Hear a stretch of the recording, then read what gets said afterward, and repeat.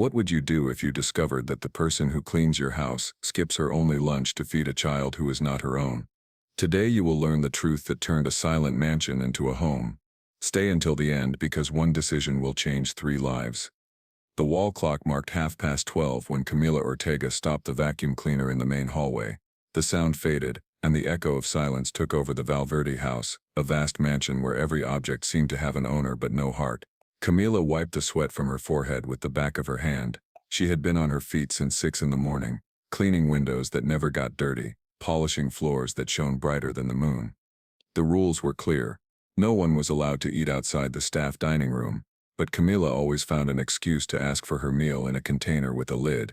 She said she preferred to eat quietly, without interruptions. The truth was different. Every day when the clock struck that exact time, she hid the container in her gray cloth bag and walked toward the back gate of the garden. There something awaited her that kept her soul alive. Camila was 32 years old, with a face that life had hardened without stealing its sweetness. Her dark hair, always tied up, revealed a long, elegant neck she rarely lifted before her employer. She wore the ivory uniform that Avilia, the housekeeper, inspected every morning with a critical eye. No makeup, no jewelry, no unnecessary conversation. In that house, one worked, not spoke. On the other side of the mansion, Ignacio Valverde reviewed the reports from one of his construction companies. From his office, surrounded by shelves of books on finance and architecture, he could hear the faint hum of vacuum cleaners and the splash of a water bucket against marble. That noise was his usual company. Since the death of his daughter 8 years earlier, the businessman had turned routine into a refuge and solitude into a habit. Ignacio was 45, with graying hair and the gaze of someone who had learned not to look too long at anything that hurt. He slept little, ate without appetite, and spoke only when necessary. His house was a museum of silence, a glass cage where the air smelled of disinfectant and memories. That afternoon, as he closed his laptop, he noticed something unusual. From the upstairs hallway window, a figure was moving in the garden. It was Camila. She was not heading toward the service area, but toward the back gate, the one that opened onto an alley almost no one used. Ignacio frowned. His instinct as a man accustomed to suspicion was instantly awakened. Camila walked quickly, clutching the cloth bag to her chest. The sun filtered through the rose bushes, and the scent of jasmine filled the air. She stopped at the gate, looked both ways and opened a small iron hatch. On the other side appeared a child's face, thin, with big, bright eyes. It was Tiago, an 11-year-old boy with messy hair and a smile worth more than any fortune. Camila pulled out the container and passed it through the hatch. The boy took it with trembling hands, as if holding a treasure. Ignacio watched everything from above, hidden behind the curtains. For a moment he thought he was witnessing a theft. Then he saw the gesture. The way Camila bent down to meet the boy's height, the tenderness in her gaze, the way she pressed her stomach as if to hide her own hunger. It was not theft. It was something else, something he did not yet understand.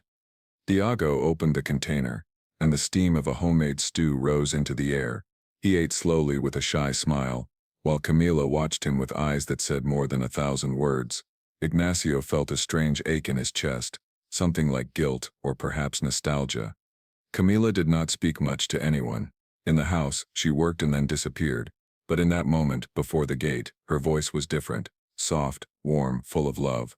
Ignacio could not hear the words, but he guessed them from her gestures. The boy nodded, laughed, and for an instant, the whole world seemed to stop. The businessman stepped away from the window, uneasy. He did not understand why the scene affected him so deeply. He thought of his daughter, of those lunches they never shared, of the emptiness her death had left at his table. He shut the curtains abruptly and tried to focus on his reports, but his mind refused to return to work. Meanwhile, Camila waited until Tiago finished eating. He handed her the empty container, thanked her, and ran down the street with his backpack on. She stood for a moment looking at the closed gate, breathing deeply, trying to silence the roar of her empty stomach. Back in the house, Avilia was waiting with her arms crossed. "You're late for the staff lunch," she said coldly. Camila lowered her gaze. "I had to clean a stain on the gallery floor. I didn't want Mr. Valverde to see it." Avilia studied her in silence, doubtful, but finally nodded.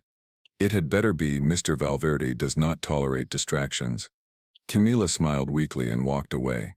In the hallway, the echo of her steps sounded like a clock marking her guilt. She climbed to the attic where she kept the cleaning supplies and allowed herself for the first time that day to close her eyes. She remembered Tiago's face, his simple joy at a plate of food. She remembered the promise she had made 3 years earlier when her sister Marila had vanished without a trace to care for the boy until God decided otherwise. From his office, Ignacio could not shake the image from his mind. At dinner time he pushed the plate aside and stepped onto the balcony. The night air was cool, but his thoughts remained trapped in the vision of the woman kneeling by the gate. Could it be possible that a maid would skip her only lunch just to feed someone else? And why a child, not her own? He poured himself a glass of wine, but even the taste could not distract him. Inside him, suspicion mingled with a new sensation he had not felt in years: compassion. He turned on his desk lamp and reviewed the employee records. There it was: Camila Ortega, hired 2 years ago. No background, no listed family, no remarks, nothing that explained what he had seen. He closed the file and leaned back in his chair, thoughtful. The house was asleep, only Camila remained awake, ironing her uniform for the next day. Every movement was a silent prayer, a plea for the boy's strength, for her sister's return, for her secret to remain undiscovered. But on the other side of the house, Ignacio had already made a decision. He set the wine glass on the nightstand and murmured to himself, "Tomorrow I will know the truth." His voice was lost in the mansion's silence, but his mind no longer knew rest. He did not yet realize that this curiosity would become something far greater than a simple suspicion. That night, 2 different souls dreamed of the same image: an iron gate, a plate of food, and a child smiling with the innocence of someone unaware that he was about to change everyone's destiny. Dawn painted the sky of Guadalajara in shades of pink, but inside the Valverde mansion, the same tense calm reigned as always. Ignacio had slept barely a couple of hours. The memory of the previous day's scene haunted him like a ghost. Camila, the gate, the boy, none of it made sense. And yet something inside him stirred, as if he needed to understand what he had seen in order to keep breathing. At 1:45, Ignacio closed his laptop, grabbed his car keys, and told the guard he would be going out alone. He dressed discreetly, without his usual dark suit. He did not want to draw attention. His plan was simple: to follow Camila without being noticed. He saw her leave through the side door with her cloth bag slung over her shoulder. She walked quickly, careful, with each step. Ignacio followed at a distance, silently. The heat began to press down, and the asphalt shimmered under the midday sun. Camila boarded a bus with the same calm rhythm she used to sweep the mansion's halls. Ignacio waited a few minutes before taking another one. 15 stops later, the scenery changed completely. The streets were narrower, the walls cracked, the colors fading beneath layers of dust. The air smelled of freshly made tortillas and sweat. It was a place where effort lived in every corner. Camila got off in front of a small white church with a rusted cross. Beside it, a hand-painted sign read San Gabriel Soup Kitchen, food for the soul. Ignacio parked half a block away and watched her go in. Through the window, he saw long tables, children laughing, and volunteers serving warm meals. In the middle of it all was Camila, his employee, her hair tied up, wearing a borrowed apron, and a smile he had never seen in the quiet corridors of his mansion. She had not only brought food for Tiago, she was serving other children too. Her hands moved quickly, cleaning tables, pouring water, slicing bread. Her face shone with a light Ignacio had never witnessed before. Tiago sat at the back, eating slowly while chatting with an elderly nun. His white shirt was patched, and his pants were frayed at the knees. Yet the boy smiled, and that smile alone seemed enough to fill the entire place with life. Ignacio felt a pang of shame. He, with all his wealth, had not felt such peace in years, the kind that emanated from this simple place. He could not understand how a woman who earned so little could find the strength to give so much. The murmur of voices, the clinking of cutlery, and the scent of lentil stew created a warmth that disarmed him. For several minutes he simply watched. Then he stepped out of the car and approached, pretending curiosity. He entered through the side door and greeted the nun with a small nod. No one recognized him. In this place, surnames and expensive suits meant nothing. Camila saw him from afar and her body tensed. She almost dropped the pitcher she was holding. Ignacio pretended not to notice and sat at an empty corner table. From there he watched her serve with a care bordering on devotion. There was something almost sacred in the way she placed plates before the children. She did not just give them food, she gave them attention. She gave them attention. She spoke to them by name, asked if they had slept well, If they had done their homework, it was clear she knew them all. When Tiago finished eating, he ran to her and hugged her around the waist. Camila bent down and held him tightly, closing her eyes for a brief second as if finding comfort in that embrace. Ignacio felt the air catch in his chest. The scene reminded him of his daughter, Sofia, who at 7 years old would ask him to lift her up so she could reach the branches of the lemon tree in their garden. The memory struck him hard, and for a moment, all his control shattered. It was not mere curiosity that had brought him there. It was something deeper, a crack opening inside him, showing everything he had lost. Camila finally noticed his presence and approached, leaving Tiago chatting with the other children. "Mr. Valverde," she whispered, her voice trembling, "what are you doing here?" Ignacio looked at her, silent for a moment. "I could ask you the same, Camila," he said at last, calm but firm. She swallowed hard. "I come to help, and to bring food to the children." To one child in particular he replied with the faintest trace of irony. Camila lowered her gaze, ashamed. "I am not stealing anything, sir. It is my lunch. I share it because I am used to eating little." Ignacio did not respond. Too many emotions crossed his face, none of them finding shape. Instead of arguing, he stood slowly. "Finish what you are doing," he said before leaving the dining hall. "We'll talk later." Camila froze, watching him walk away. She knew she had lost something more than her peace of mind. The image of her sister Marila flashed in her thoughts, alive, vivid, as on the day she promised to protect her. Flashback. 3 years earlier, in a small room with peeling walls, Marila had taken her hands. "Camila, if anything happens to me, promise me you'll take care of Tiago. He's the only good thing I have." Camila had cried as she swore it. Days later, Marila disappeared without a trace. Since then, Tiago had been her responsibility, her boy, even if he was not born from her womb. Back in the present, Camila served the last plates of the day. When the dining hall emptied, she washed her hands and looked at the Tiago who was playing with an old ball. "Time to go, my love," she said gently. "You need to do your homework before dark." The boy nodded obediently and followed her out. Meanwhile, in the mansion, Ovelia was reviewing inventory. She had noticed something odd. Camila's work hours did not match the security footage. In one clip, from 12:30 the previous day, the garden door could be seen opening. Ovelia frowned. She did not like secrets, especially in the house she managed. When Ignacio returned later that afternoon, she was waiting in the foyer. "Mr. Valverde, I need a word with you," she said seriously. "Later, Ovelia," he replied without stopping. "Not today." He climbed the stairs and closed the office door. His mind was full of questions. He could not forget the light in Camila's eyes, the way the boy hugged her, the calm of that dining hall. Something in all of it moved him, and unsettled him at once. Hours later, the mansion was silent. Camila returned exhausted. As soon as she entered, Ovelia intercepted her. "Where were you during your break?" she asked sharply. "I went to the market to buy soap," Camila lied, clutching her bag tightly. "I remind you that we do not tolerate lies here," replied the older woman. Though she did not press further, she simply watched her go, sensing that something much larger hid behind that calm exterior. The next morning, Ignacio returned to the soup kitchen. He waited in his car, watching the entrance. He did not know exactly what he was looking for, only that he needed to understand.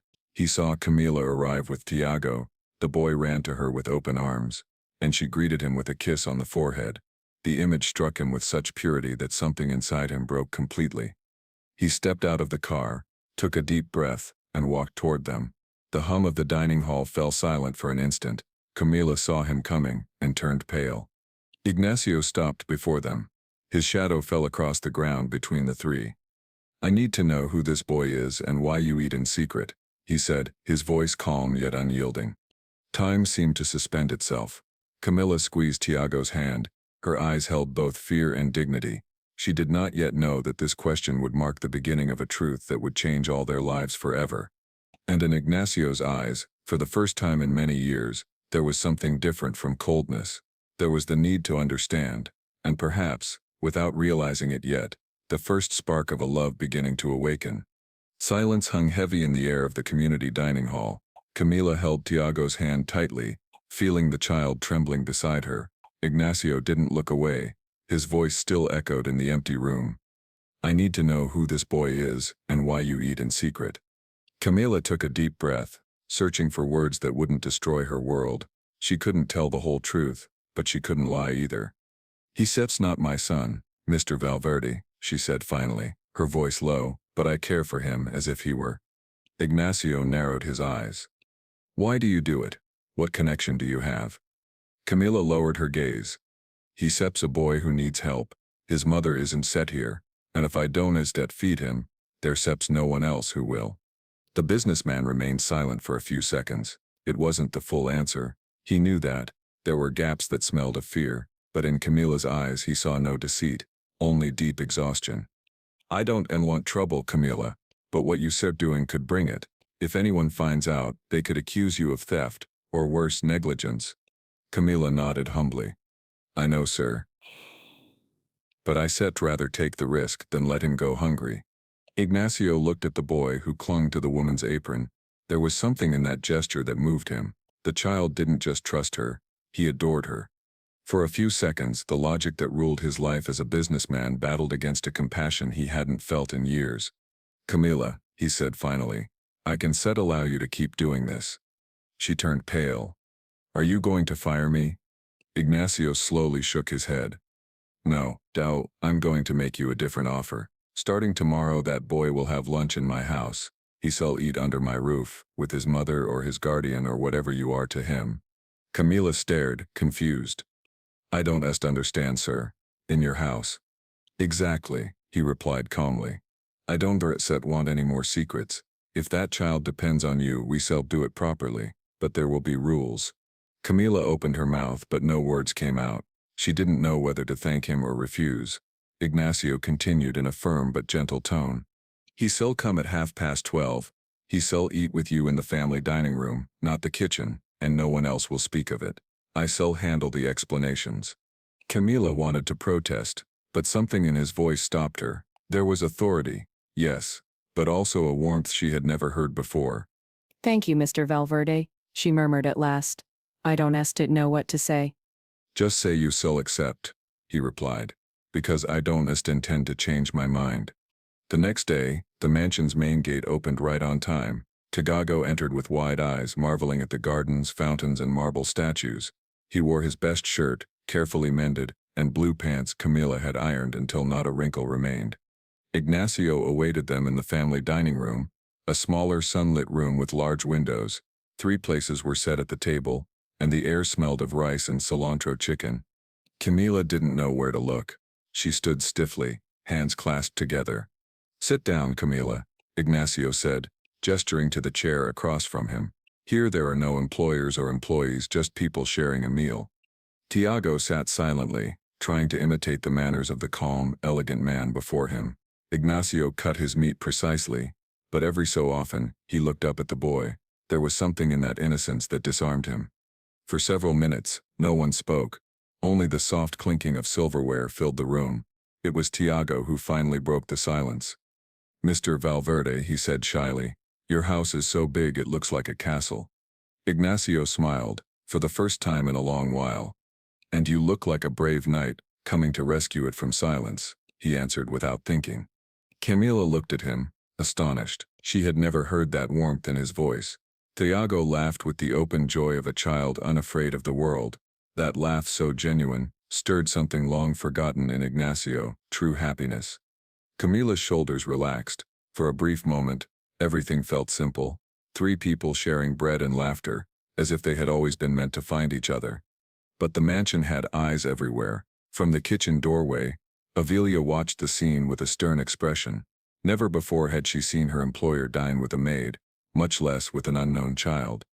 When Ignacio returned to his office, she was waiting in the hallway. "Mr. Valverde, may I speak with you?" He nodded. "I'm in listening. It's not my place to judge, but what you are doing could be misunderstood. That child, we don't know where he comes from. And Mrs. Camila, she may not be entirely trustworthy if she hides things.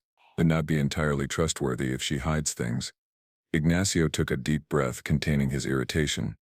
"Ophelia, trust isn't earned through reports or gossip, it's earned through actions, and Camila has shown more heart than many people in this house." The woman blushed and lowered her gaze. "I only worry about your reputation, sir." "I'll take care of that," he replied. And from now on Tiago will have lunch here every day. Is that clear? Ophelia nodded quietly, knowing there was no turning back. The following weeks transformed the house's routine. At 12:30 sharp, Camila and Tiago joined Ignacio in the family dining room. At first, conversations were brief, comments about the weather or the food, but gradually the words grew longer and the smiles more natural. Tiago shared stories from school. Camila listened with a mix of pride and fear, careful not to reveal too much about her past. Ignacio listened, fascinated. The boy's imagination and quick wit reminded him of his daughter Sofia. One afternoon, as dessert was served, Ignacio said playfully, "Tiago, I need an advisor. I have a garden full of flowers but no idea how to care for them. Will you help me?" The boy's eyes lit up. "Of course, sir. My mom taught me how to plant bougainvillea. I can help you." Camila smiled. Ignacio did too. It was a simple moment, but in that instant they all understood something deeper was beginning to grow. Camila began to feel at ease. Ignacio allowed her an extra half hour of rest after lunch, a gesture she never would have imagined. Sometimes she sat in the garden, watching Tiago run between the hedges while her employer observed from the terrace, a cup of coffee in hand. In silence, Ignacio was learning to listen, not only to words but to pauses, to sighs. He was learning to read the weariness in Camila's shoulders and the hope in the boy's eyes. Without realizing it, he was beginning to believe again. But one Tuesday afternoon, as the sun dipped behind the pine trees, the peace shattered. The doorbell rang insistently. Ophelia, ever alert, went to open it. At the door stood two formally dressed people showing credentials. "Good afternoon. We sut from the Department of Social Services," said a woman with her hair tied back. "We sutra here to conduct an inspection." Ophelia frowned. "An inspection about what?" "We received an anonymous report about a minor who may be living or spending time on this property without authorization." Ophelia's heart skipped. Without hesitation, she led them to Ignacio's office. He looked up as they entered. "How can I help you?" he asked calmly. The woman repeated her explanation. Ignacio listened in silence. Behind him, Camila appeared at the doorway, her face pale. Tiago instinctively hid behind her skirt. The official opened her folder. "We need to know who this boy is and why his name appears in a report." Ignacio pressed his lips together. "You shall know," he said slowly. "But first, I need to understand who would dare report an act of kindness." The air grew tense. Camila felt the ground disappear beneath her feet. Ignacio looked at her, and in his eyes there was no reproach, only a silent promise he would not leave her alone.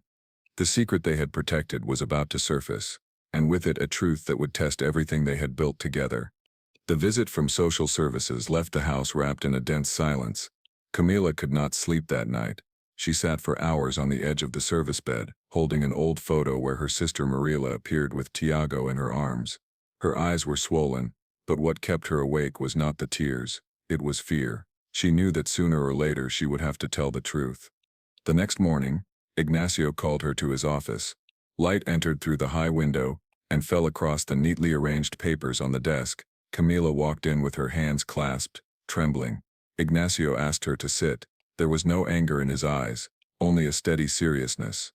"Camila, we need to clarify everything before this turns into something bigger. If there is anything I should know, now is the time." She drew a deep breath. She could not hide it any longer. "Tiago is my nephew," she said softly. "His mother, my sister Marila, disappeared 3 years ago. She was fleeing a violent relationship. The man who abused her is also the boy Sip's father." Ignacio remained still, processing the information. Camila continued, her voice unsteady. "She called me one night to say she was going far away, that she could not take it anymore. She left Tiago with me and disappeared. I heard nothing after that. I searched hospitals, shelters, the streets, but it was as if the earth had swallowed her whole.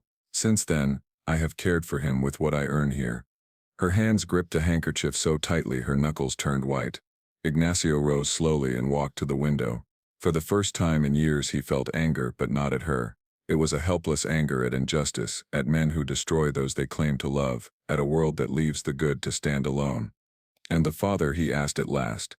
"I do not know where he is. He swore he would demand the child one day, but I thought they were empty threats," she answered weakly. Ignacio nodded without speaking. Then he returned to the desk and picked up the phone. He dialed a number. "I need Dr. Ramirez in my office today," he ordered. Then he looked at Camila. "He is my trusted attorney. We will do this the right way. If anyone tries to take the boy from you, they will have to go through me first." Camila stared at him, unable to reply. Ignacio was not only offering legal help, he was taking a side. That act of support broke something inside her, a barrier she had built over years in order to survive. For the first time, she allowed herself to cry without hiding. Ignacio stepped closer and handed her a clean handkerchief. "You do not have to face this alone," he said gently. "No one should." That afternoon, Ignacio gathered his legal team. He ordered a discreet search for Marila's whereabouts and started the paperwork to grant Camila temporary guardianship of Tiago. He also asked for a review of the biological father's likely moves. Meanwhile, in a downtown office, a cold-eyed man studied a photograph on the table. Raul Barrenechea, a lawyer known for his ambition and aggressive methods, smiled with cynicism. Across from him, Tiago's father, a tall man with a face hardened by rage and resentment, struck the desk with his fist. "I want my son back. That woman stole him and hid him." Barrenechea raised his eyebrows. "You mean your former partner abandoned him and your sister-in-law has him, correct? Then we will play that card. We can allege kidnapping or family abduction, and if the boy is now linked to someone with money, even better, the headlines will write themselves." The man nodded, a dangerous gleam in his eyes. "Do whatever it takes. I do not care about the method." At the mansion, the days passed between tension and tenderness. Ignacio spent more time with Tiago, helping with homework and listening to his stories about soccer and superheroes. The house, once full of echoes, began to ring with small footsteps and laughter. Doña Ovilia, who at first had judged in silence, started to notice the change. The employer no longer walked with a rigid back or spoke in a harsh tone. Something had softened in him. One afternoon, while Tiago painted in the garden, Ignacio and Camila shared coffee on the terrace. The orange sun fell over the bougainvillea, and the scent of jasmine filled the air. Ignacio looked at the boy, and then at Camila. "Do you know," he said in a grave voice, "when my daughter died, I swore I would never get attached to anyone again. She was 7. A car accident. I was in an important meeting, too busy to take her to the doctor. She died while I was talking business. Since then I turned work into my shield. I convinced myself that affection was a dangerous distraction." Camila lowered her gaze. She knew the weight of guilt better than anyone. "Neither of us chose to carry this much pain," she whispered. "But sometimes God uses wounds to teach us how to look differently." Ignacio smiled with melancholy. "Perhaps that is why you are here, to remind me there are still things worth holding on to." Their eyes lingered a few seconds longer than necessary. They said nothing, but both felt something shift in the air, a mutual recognition between weary souls. Tiago broke the silence, running toward them with a flower in his hand. "Look, I found a bougainvillea that looks like a heart," he said excitedly. Camila hugged him tenderly. Ignacio brushed the boy's hair. "It is the bravest flower in the garden," he said. "It grows even among thorns." The phrase hovered like a symbol of everything they were living. Over the following weeks, Ignacio kept pulling quiet strings. His contacts informed him that Barrenechea had begun legal proceedings to claim custody of Tiago on the biological father's behalf. They accused him of allowing a minor to live under a stranger's roof without authorization. It was a direct attack, not only against Camila but against him. Attorney Ramirez filed motions to halt the petition and managed to delay the hearing, but the war had just begun. Ignacio knew Barrenechea would play dirty. He ordered an investigation into the father's background and learned of abuse, unresolved complaints, and mounting debts. That man was not trying to recover his son out of love but out of interest. A distant inheritance from Marila's maternal family had been released, and only the child's legal guardian could access it. Ignacio closed the report with a bitter twist of the mouth. "So that is what this is about," he said. "Not parenthood, money." That night, as he reviewed documents in his office, he heard a child's laugh from the hallway. It was Tiago running after Camila with a paper airplane. The image brought something unexpected: peace. After so long, the house felt alive. The calm did not last. 2 days later, in mid-afternoon, a dark car stopped in front of the mansion. Out stepped Raul Barrenechea with a briefcase and a cutting smile. He wore an impeccable suit and a grating confidence. Ovilia led him to the office, not quite sure who he was. Ignacio received him standing. Mr. Baronaccia, I knew you would appear sooner or later. The lawyer sat without asking. I am here to notify you officially that in 3 days there will be an urgent custody hearing for the minor Tiago Luna. My client has the legitimate right to recover his son. Ignacio folded his arms. Your client lost that right the day he raised his hand against the child Sip's mother. Baronacci smiled, unbothered. You will have to prove that in court. And by the way, the local press is already interested. A touching story, do you not think? A powerful businessman hiding a minor in his mansion. The news loves that kind of headline. Ignacio regarded him coldly. If you think you will manipulate me, you are mistaken. The lawyer stood, adjusting his tie. Do not underestimate me, Mr. Valverde. You have much to lose. When the door closed, Ignacio felt the weight of what lay ahead. He knew the enemy was not only a violent man but a system ready to believe any lie. He looked out the window. In the garden, Camila and Tiago watered the plants, laughing in the sun. The scene seemed as fragile as it was beautiful. He made a silent promise to protect them, not yet imagining that the battle about to begin would test everything he had learned about love, faith, and loyalty. Dawn brought more than light, it brought headlines. On digital portals, the photos Baronaccia had promised to leak appeared. The image of Camila kneeling by the gate, passing a container to Tiago, led the morning's main story. The text was poisonous. Wealthy tycoon shelters maid an unknown child in his mansion. Scandal shakes the Valverde family. Social media exploded with cruel comments, accusing Ignacio of buying affection and Camila of being an opportunist. Avelia entered the office with a strained face and laid the newspaper on the desk. Ignacio read the headline silently, then folded it neatly and tossed it into the bin. No one is to say a word, not the staff, not you, he ordered, his voice low but firm. We instead give them the spectacle they want. Camila was in the kitchen when she heard the murmur of the news. Her hands trembled so badly she nearly dropped a cup. Avelia looked at her with pity and handed her a clipping. They sell talk about you all day, she said sadly. But don't believe everything they say. Camila nodded without speaking. That night she could barely meet Ignacio's eyes. When they met in the dining room, he invited her to sit, but the air between them was thick with tension. I should have seen this coming, Ignacio said, his tone calm but weary. That lawyer lives off destroying reputations. Camila pressed her lips together. I warned you, sir. This scandal will ruin both of us. Maybe I should just quit. Then at least they shall have nothing left to say. Ignacio looked at her sharply. Don't say that. If you leave, you shall prove them right. And if I stay, I shall drag you down with me. The silence stretched. Between them rose a wall of fear and pride. Ignacio placed his hands on the table. I don't have to do anything for appearances, Camila. I assume not protecting you out of pity. I assume doing it because I believe in you, and in that boy. She breathed with difficulty. Then tell me what we stir going to do. We stir going to endure, he said. But for that, I need you to trust me. Camila didn't reply. She stood and left for the service quarters. Ignacio watched her go, an unbearable weight pressing on his chest. He had forgotten how to get close to people without hurting them. In the following days, the media didn't let up. Cars with cameras waited in front of the mansion. Drones flew over the garden, looking for a new shot. Ignacio tightened security and forbade Tiago from going outside. The boy obeyed without fully understanding. But the tension affected him. He grew quiet, ate less, and woke in the night drenched in sweat. One afternoon, Camila found him trembling, his forehead burned. Tiago, you sir so hot, she said, in a trembling voice. I shall call the doctor. The boy grasped her hand. I don't want you to fight because of me, Mom, he whispered weakly. I don't want him to be mad. Camila stroked his hair, holding back tears. No one sets fighting, my love. Just rest. Ignacio entered at that moment. Seeing the scene, his expression changed. Without hesitation, he knelt by the bed and took the child's pulse. He has a high fever. I shall call Dr. Ramirez right now. Camila stopped him. No, I already called the pediatrician from the nearby clinic. He sits on his way. Ignacio nodded.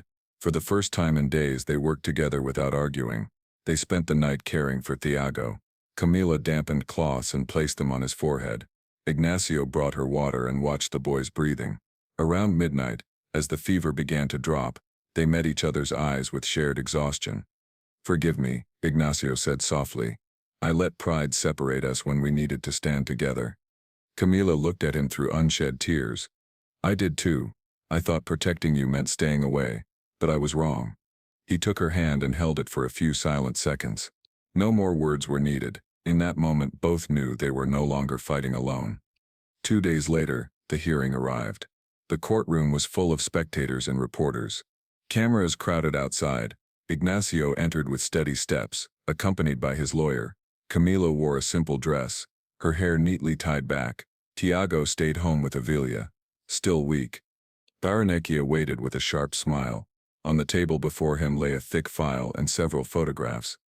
"Your Honor," he said theatrically, "these images show how the minor was smuggled into Mr. Valverde's residence.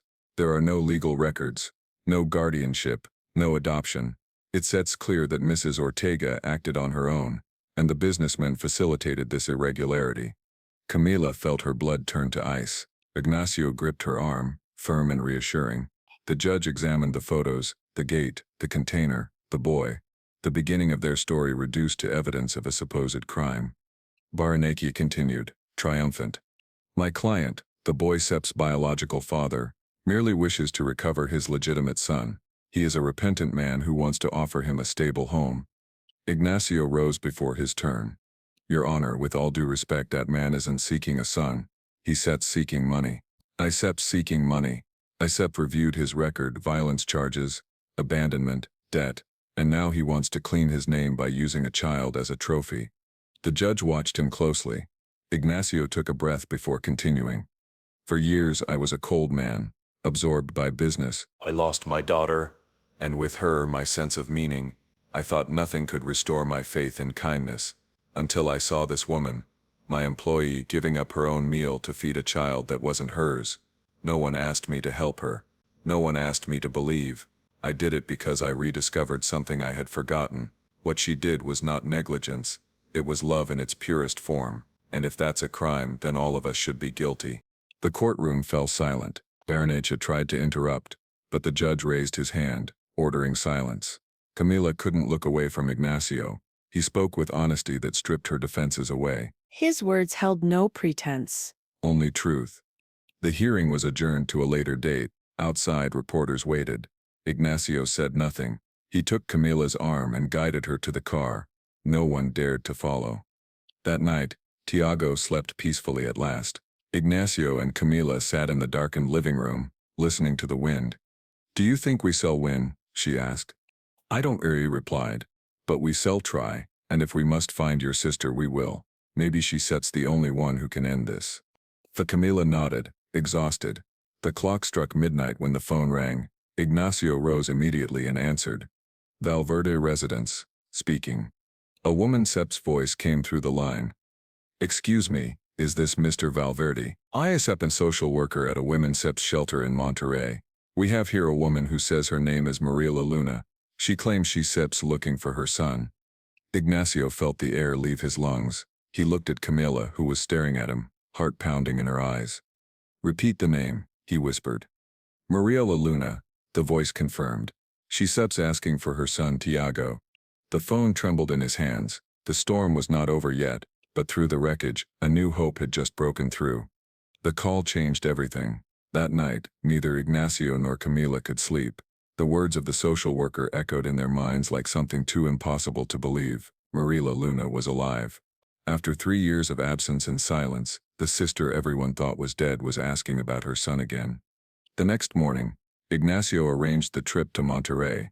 Camila couldn't stop trembling as she packed a small bag. She felt fear and hope in equal measure. Tiago, still a bit weak, insisted on going with them. Ignacio agreed, knowing this meeting needed witnesses of the heart.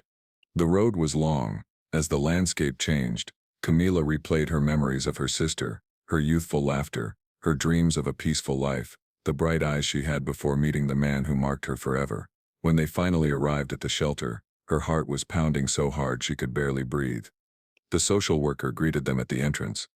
"She arrived 3 days ago," she explained.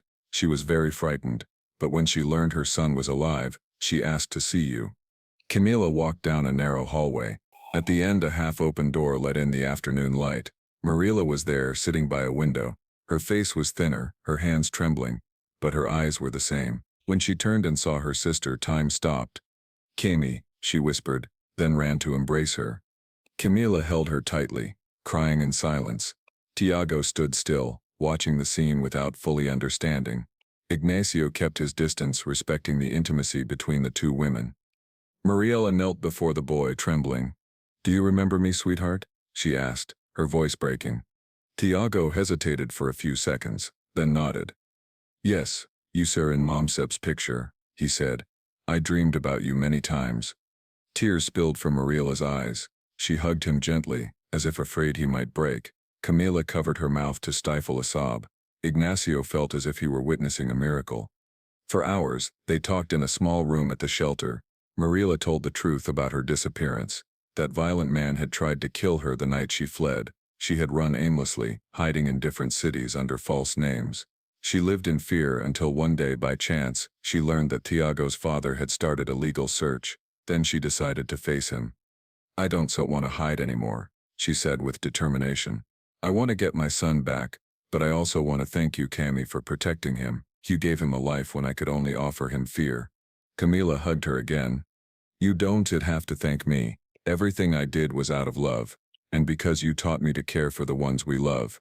Ignacio spoke for the first time. "Now we must make sure no one can hurt you again. Mariela, you can reclaim custody. I'll make my lawyers and contacts available to you, but this time we shall do things properly." Mariela nodded in gratitude. Days later, the legal process began again, but this time with a different strength.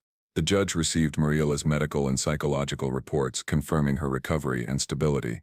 Ignacio, offering his support, submitted a proposal for shared guardianship. Camila would remain a legal part of the boy's life, and he, as guarantor of the process, offered financial and logistical assistance with no intent to adopt.